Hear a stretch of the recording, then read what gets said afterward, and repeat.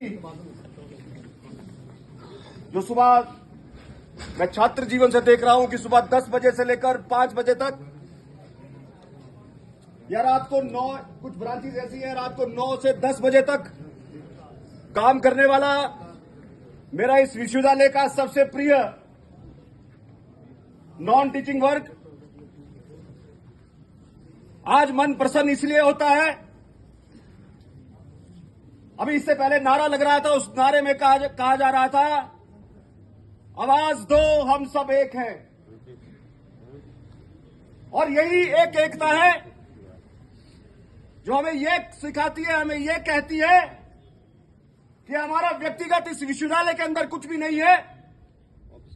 इस विश्वविद्यालय की प्रगति कैसे हो, ये विश्वविद्यालय आगे कैसे बढ़े। जैसे हम समाज में जाते हैं तो हम ये बात करते हैं कि राष्ट्र सर्वोपरि है, उसके आगे कुछ नहीं है। जब इस विश्वविद्यालय के गेट के अंदर प्रवेश करते हैं तो अपना धर्म, अपनी राजनीतिक विचारधारा, अपना सब कुछ भूलकर हम कहते हैं कि ये विश्वविद्यालय हमारे लिए सर्वोपरि है। आज हमें गर्व महसूस होता है, चाहे हॉस्टल में, मेस में काम करने वाला कर्मचारी हो, चाहे विश्वविद्यालय के अंदर प्रोफेसर हो, कोई अफसर हो, सब एक राग से, एक मेहनत से बात करते हैं कि ये विश्वविद्यालय हमारा है और इस विश्वविद्यालय को कैसे चलना है, ये विश्वविद्यालय अच्छी तरह से कैसे चले, उसको चलाने के लिए हमारी भूमिका भी तय होनी चाहिए, हमारी राय भी लेनी चाहिए। हमसे भी कभी पूछना चाहिए कि विश्वविद्यालय की वित्तीय स्थिति को कैसे सुधारा जा सकता है। बड़ी बड़ी मीटिंग्स होती है, बड़े बड़े लोग उसमें आते हैं, बड़ी बड़ी बातें की जाती है, भाषण दिए जाते हैं, मगर विश्वविद्यालय का एक छोटा कर्मचारी आज इस नॉन टीचिंग इस एडम ब्लॉक के अंदर जब बैठता है, सर्दियों का मौसम आता है तो एक हीटर के लिए भी वो तरसता है। यह स्थिति है। कल मैं बैठा था, वहां पर कोई बात कर रहा था कि राजा कैसा होना चाहिए, क्या राजा सिंहासन पर बैठने के लिए होना चाहिए, कि राजा इसलिए होना चाहिए कि उसके पास ताकत है, राजा इसलिए होना चाहिए कि वो एक पंक्ति में खड़े हुए सबसे आखिरी में व्यक्ति के पास जाए और कभी उसके घर में जाकर या उसके दफ्तर में जाकर उससे पूछे कि आपकी दिक्कत क्या है, आपका परेशानी क्या है, मैं आपकी परेशानी को दूर कैसे कर सकता हूं। और मैं इसलिए आपसे यह पूछ रहा हूं क्योंकि मैं इस विश्वविद्यालय का राजा हूं। तो उस राजा की अगर कोई समस्या आती है, उसको कोई प्रॉब्लम आती है, तो प्रजा भी उसके साथ खड़ी हो जाती है कि हम आपके साथ खड़े हैं, आइए मिलकर इस परेशानी को दूर करते हैं। मगर इस विश्वविद्यालय का, इस प्रदेश का हालात ऐसे है कि व्यवस्था परिवर्तन की बात की जाती है तो हमने एक नारा लिखा, ये कैसा व्यवस्था परिवर्तन, ना वेतन ना प्रमोशन। यानी सबसे बड़े बड़े कानून हम लोगों को सिखाए जाएंगे, बड़े बड़े रूल हम लोगों के ऊपर लगाए जाएंगे। हम लोगों को हर महीने, अभी बात की जा रही थी कि 3 महीने से 4 महीने से इस विश्वविद्यालय के अंदर यह बात चल रही है कि तनख्वाह 1 को पड़ेगी कि 2 को पड़ेगी।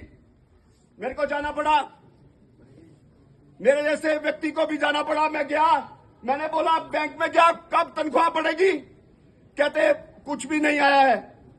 इससे पहले अभी बात हो रही थी कि ये कैसा विश्वविद्यालय बन गया कि हर महीने हमारा एफओ एक भिखारी बन के सेक्रेटरीट में जाता है, भिखारी बन के जाता है कि 3 करोड़ की लायबिलिटी है, दे दीजिए। वहां पर लोग वेट कर रहे हैं। ये कैसा विश्वविद्यालय है, ये कैसा विश्वविद्यालय बना दिया। आज से पहले सरकारें आई, सरकारें गई, मगर विश्वविद्यालय का हालात ऐसे नहीं हुए।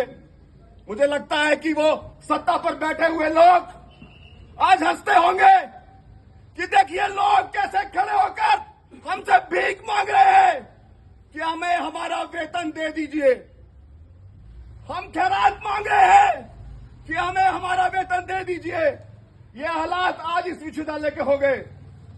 और मैं आपको एक बात और बताता हूं, शायद आज हम प्रेशर डालें, शाम को वेतन बढ़ जाए, शायद कल वेतन बढ़ जाए, मगर अगले महीने क्या होगा, उसके अगले महीने क्या होगा? फिर हमारे एफओ साहब जाएंगे, कागज बनाएंगे, फिर कहेंगे कि साहब एक टुकड़ा दे दीजिए, हमारे लोग वेट कर रहे हैं। शर्म आती है आज हमें।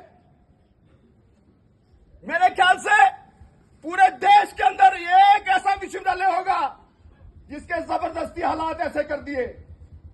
पूरे प्रदेश के अंदर आप उच्च शिक्षण संस्थानों के हालात देख लीजिए, आप मंडी में यूनिवर्सिटी को देख लीजिए, वहां भी यही हालात हैं।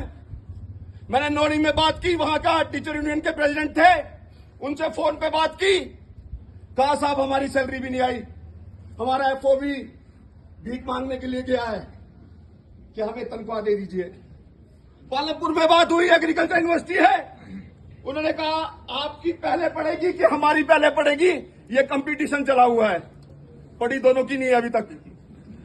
आप मंडी का हालात देखो, या तो हम लोकतंत्र थोड़ा बहुत बचा हुआ है, हम सब लोग इकट्ठे हो गए, या बात कर रहे हैं।